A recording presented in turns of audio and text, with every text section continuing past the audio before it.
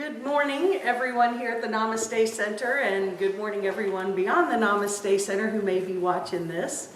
It is March 30th, 2014, and today I'm going to share a little bit of wisdom from a master teacher who walked this earth not too long ago. Well, Jesus is certainly a master teacher, but there's been a lot more too, and we'll certainly acknowledge that. But I'm going to focus on some of the teachings and blessings that Parmahansa Yogananda brought while he was here. And I believe and know that he's continuing to bless us in all we do. We just have to pay attention.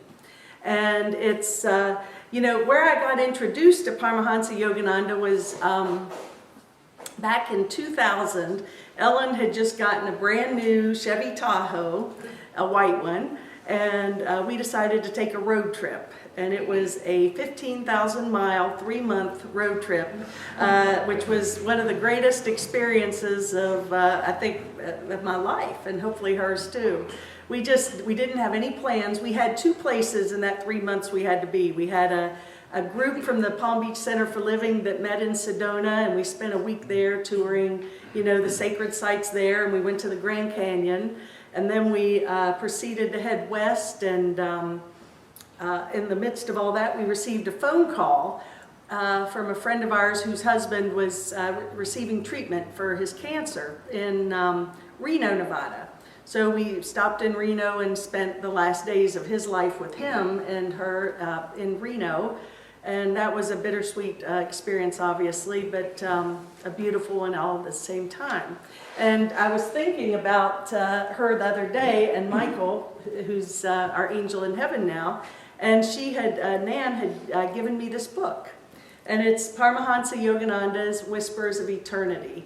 And it's a beautiful book. I know a lot of you guys in here I've talked to are familiar with Yogananda and his beautiful teachings, and so this book is extra special. Well, on our way to California, we stopped in California at Nevada City, and there is a ashram there, a spiritual community called Ananda Village. And that was where Yogananda lived, and it was just a beautiful, beautiful place. And so we stayed there a few days, experienced some of the yoga and the seminars and things there, and of course the energy was just fantastic. And one thing that I remember is in the lobby of they had a main building. And in that lobby there was a poster, a huge poster about that size of Yogananda.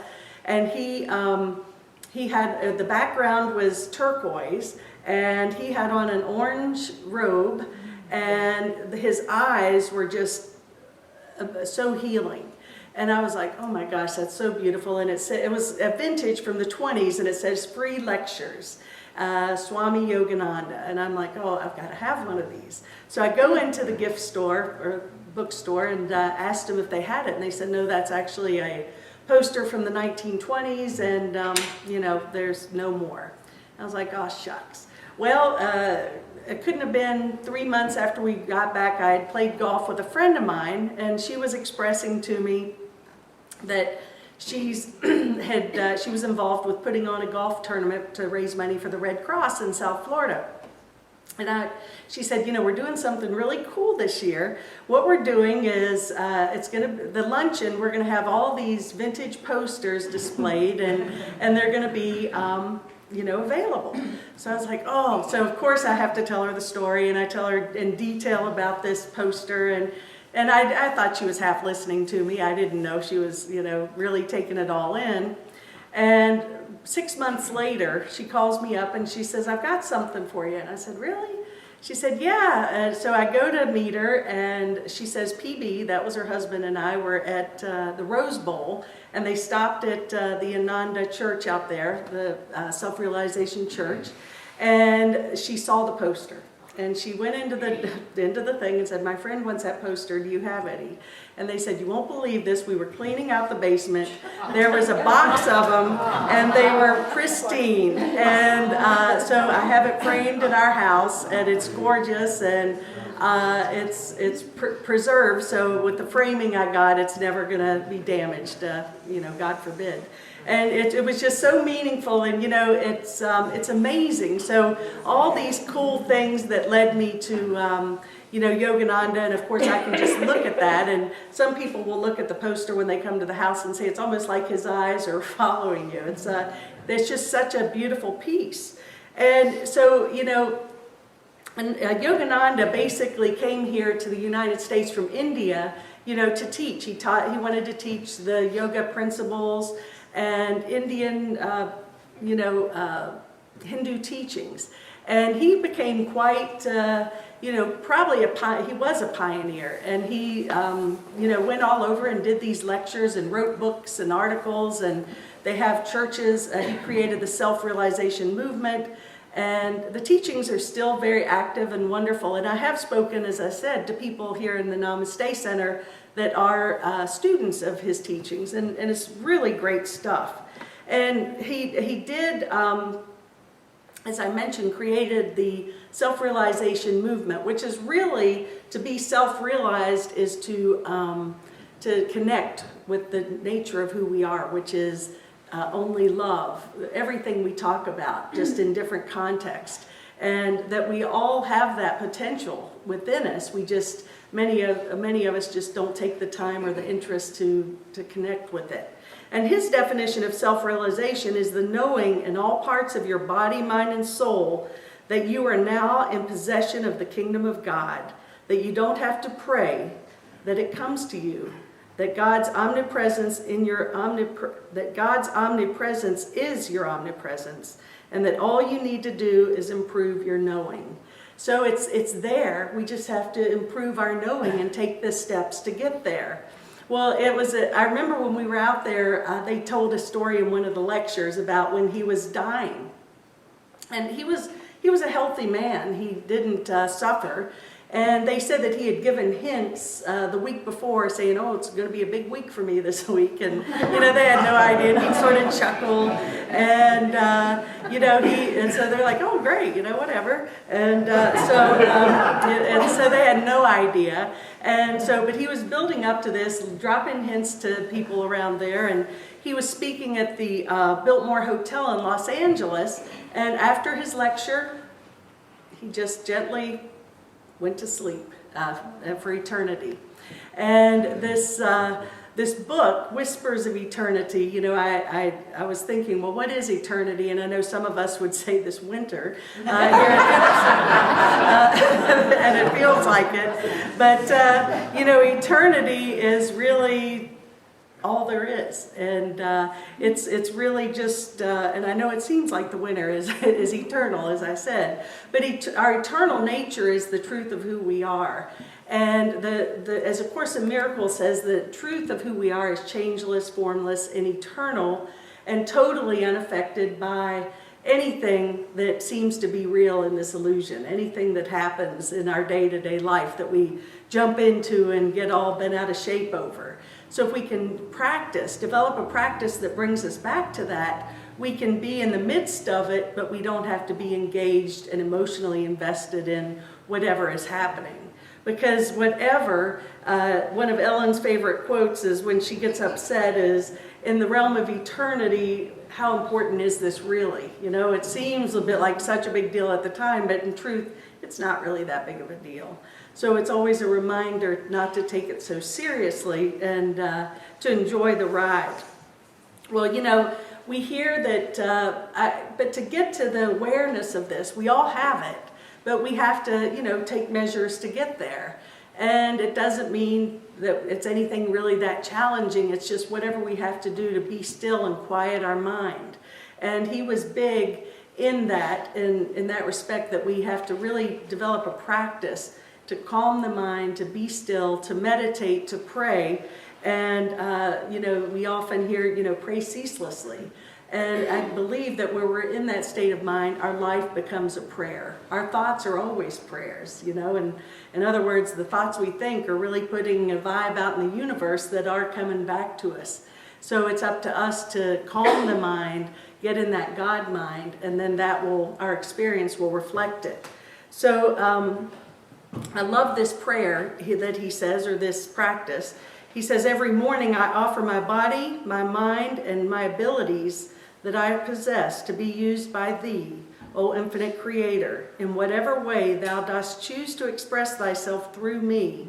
I know that all work is thy work, and that no task is too difficult or too mental when offered to thee in loving service. So if we can just in the morning develop a practice of saying, okay, I offer this day to you, use my body, my mind, my heart, my abilities, my gifts to be of greater service to the world, and focus on that, then that is really when we're living in self-realization and living this practice.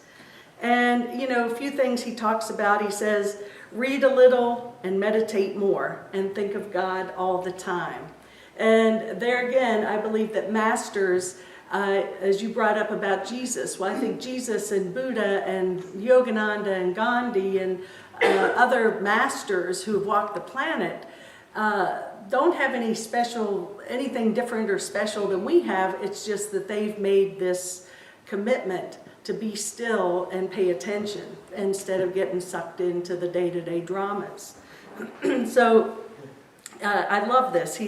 And as I said, it's not easy, it's because we can get pulled off.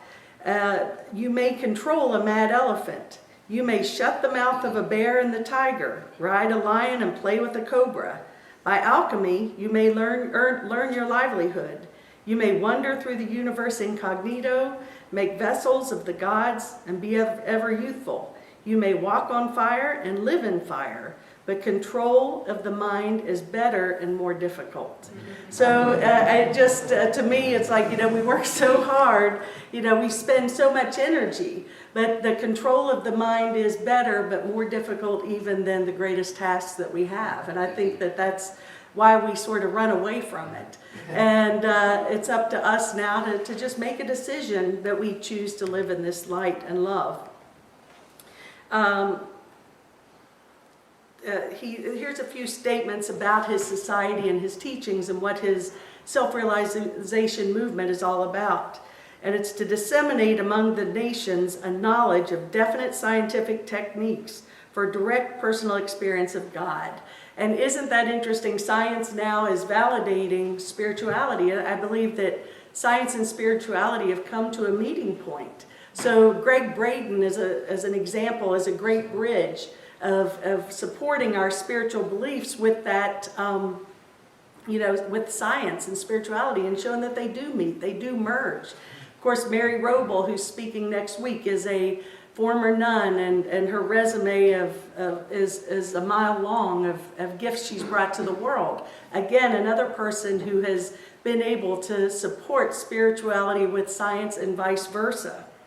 We're here to teach the purpose of life through the evolution, through the self-effort of man's limited mortal consciousness into God consciousness. And to this end, to establish self-realization fellowship temples for God communion throughout the world, and to encourage the establishment of individual temples of God in the homes and hearts of man. So again, it's about releasing our mortal consciousness, our ego mind, and getting into the God consciousness. And the temples he speaks of is really the temple of our own heart and our own life. Not necessarily that we have to build temples, but rather just seek within, go within and find the answers. And we're here to reveal complete harmony and basic oneness of original Christianity taught by Jesus Christ, and the original yoga is taught by Bhagavana Krishna, and to show that these principles of truth are the common scientific foundation of all true religions. So again, that common thread, I love this because I'm a seeker of that common thread that flows through everything. And one thing that Greg Braden said in a lecture and written about in his books is when he refers to Jesus, because Greg, coming from a scientific mind, he says, when he thinks of Jesus, he feels Jesus was a master scientist because he understood how the laws of the universe worked and he applied them. Walking on water, healing the sick, raising the dead. And again, that is what we're here to do, to awaken that same energy within each and every one of us. And that beauty of science and spirituality merging is certainly a way we can get there. and that there is only to point out that there's one divine highway which all paths of true religious beliefs eventually lead, the highway of daily scientific and devotional meditation to God. So there is a quote in A Course in Miracles. It says, although a universal theology is impossible, a universal experience is not only possible but necessary. In other words, it's great that we have different denominations and temples and churches and meeting rooms that actually all lead to the same path. Because just like you all here today, you're here because you resonate with the energy here and what we stand for, but some people don't, and that's okay. Some people may find what they're looking for at another facility, and that's all well and good and well intended, because on our spiritual path, we're all at different places. So we got to find that which supports our belief. We know what resonates in our heart, and then attach to that and pay attention. So we're here to also demonstrate the superiority of mind over our body and of our soul over the mind. And again, our body is just responding to our consciousness. So we need to overcome that and always come from that God mind. Well, he also talks about living quietly in the moment and seeing all the beauty before you. And if we do that, the future will take care of itself. So we need to follow that path which leads us and nurtures us. Nature. I always say we live in one of the most beautiful places on the planet, right here in western North Carolina. There's certainly plenty of beauty to attach to. And when we do that, then we get in that vibration that now, we hear about the law of attraction. And again, the future will take care of itself if we keep our vibration up and we stay aware and we tap into that God consciousness. I love this because he states that to be as simple as we can be, we'll be astonished to see how unaccomplished and happy your life will become. And I've really been feeling and talking to a lot of people, and I've been branded an overachiever in this lifetime, and type A, and if you'd known me before the age of 18, you would have said, no way, that girl is going nowhere. But something happened, that switch flipped, but I'm not saying that that's necessarily a good or a bad thing, but it's, I think that what my soul is craving now is simplicity. I'm not really driven by what I used to be driven by. I was talking to someone just a few minutes ago about golf. It's like golf is a past life of mine. People always say, "Do you still play golf?" I'm like, "Gosh, no." It's and I never think about it. And that's neither good nor bad. It's just a part of my life that is done, or at least for now. I may change next week. I may be on the golf course. Who knows? You never know, because that's up to spirit. If I'm led to be on that golf course, I'll be there. And I believe that we're here to make each other happy through kindness of speech and sincerity, and right advice is a sign of true greatness. To hurt another's soul by sarcastic words, looks, or suggestions is despicable. So, again, we are here to not only lift our own soul, to awaken our own selves, but to be that presence and to be supportive and loving to each other. To be anything but that, he says despicable. That's a pretty rough word, despicable. But, in truth, he's right. Because if we understand our oneness with Source and each other, we would only be loving and supportive of each other. So another thing to consider, and a great message. We're here to live each moment completely, and again, if we do that, as he said earlier, by taking in nature and other things, the future will take care of itself. So really pay attention, in this moment, what energy am I creating? As A Course in Miracles says, am I plugging into the mind of God or the mind of the ego? And if I'm in judgment and in angst or whatever, it says choose again. In other words, that's the miracle. The miracle is not the parting of the sea or winning the lottery or any of that. It really is that choice over fear to love. And so if we get into miracle-mindedness, then we're truly living as Yogananda expresses here. So The secret, and I love this, the secret of health for both mind and body is not to mourn for the past or worry about the future or anticipate trouble, but to live in the present moment wisely and earnestly. Because again, I remember Deepak Chopra, one of the first books that was well known that he wrote was Perfect Health, and that was in the mid-'80s, I think. And he talks about that, about, consciousness having an effect on our physical bodies. And so anytime, there is, and as Louise Hay says in her books, you can heal your life. There is a metaphysical cause for everything that's going on in our body. So consciousness is really where we need to go to heal our thoughts and our consciousness, and then we can raise our vibrational cells in our body. And of course, happy cells are healthy cells. I really believe that. And so if we can stay in that vibration of joy, there's a good chance our physical bodies will reflect that as well and be happy. Because as Deepak says, that, if we feed the negativity, well, Deepak and many, many others, but if we feed that negativity and we get fearful, we're just creating more sickness. So we have to heal our mind and align with our God consciousness rather than the mortal consciousness. The entire universe is God's cosmic motion picture, and that individuals are merely actors playing in the divine play who change roles through reincarnation.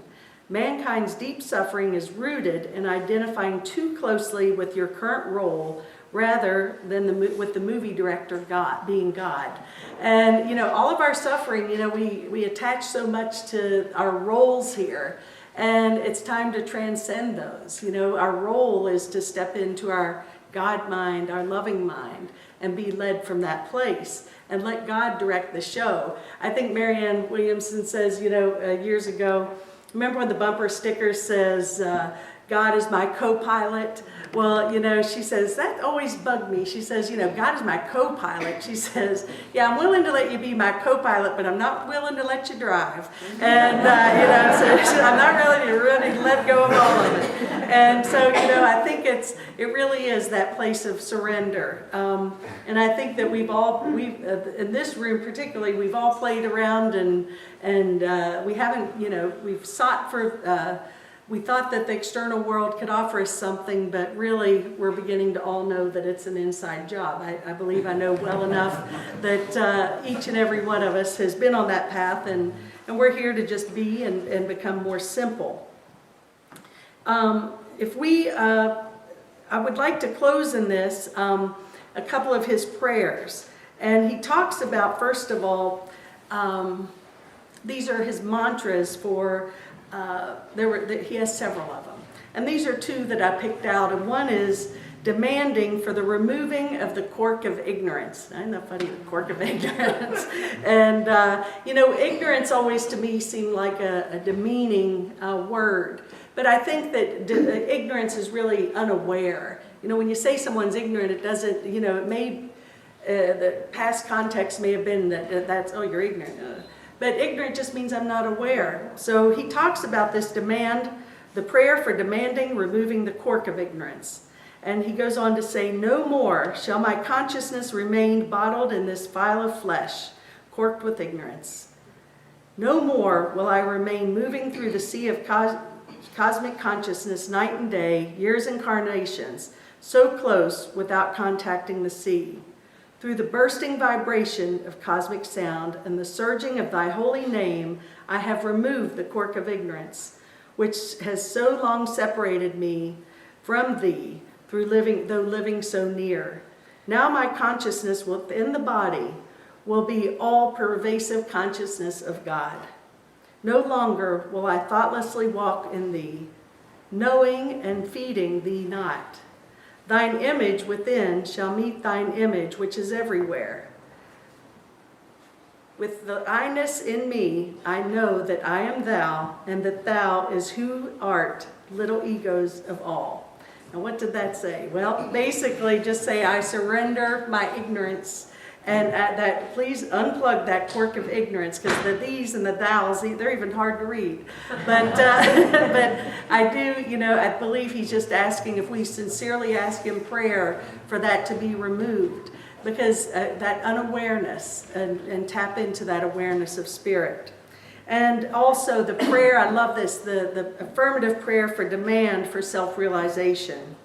And it goes on to say, "O cosmic vibration, reverberate through me as the cosmic intelligent sound, and teach me to find thee, the presence of the reflected Christ consciousness.